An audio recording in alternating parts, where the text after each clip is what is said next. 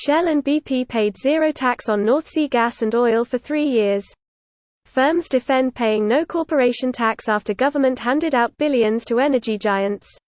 Here's a summary of the article.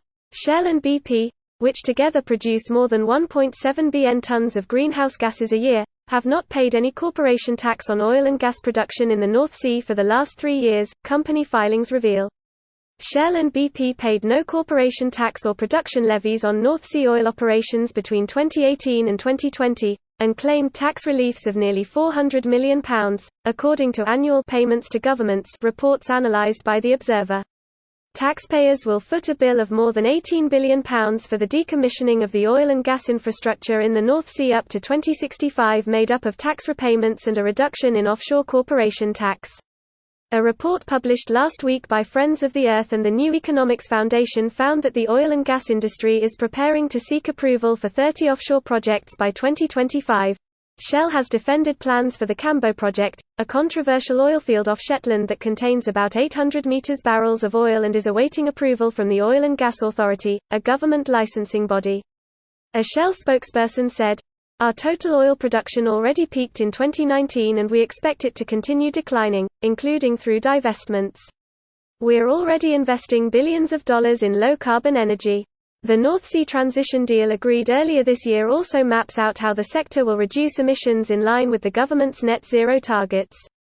The company said it paid no corporation tax on North Sea production last year because of tax losses in previous years.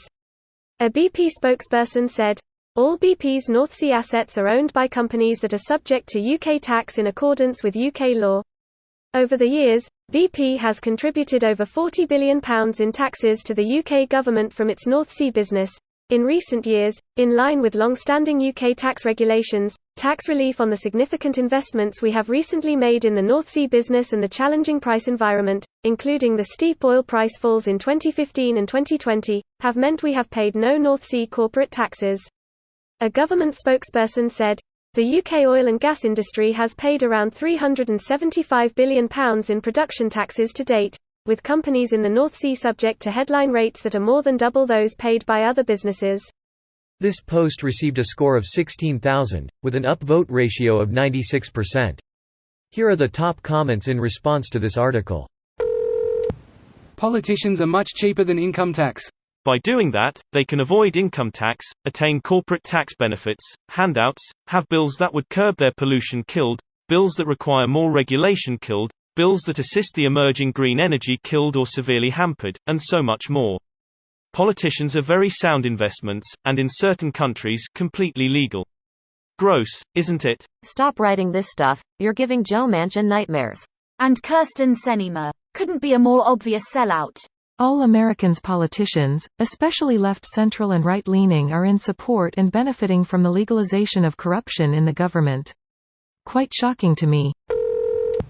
Politicians make laws, giant corporations control politicians.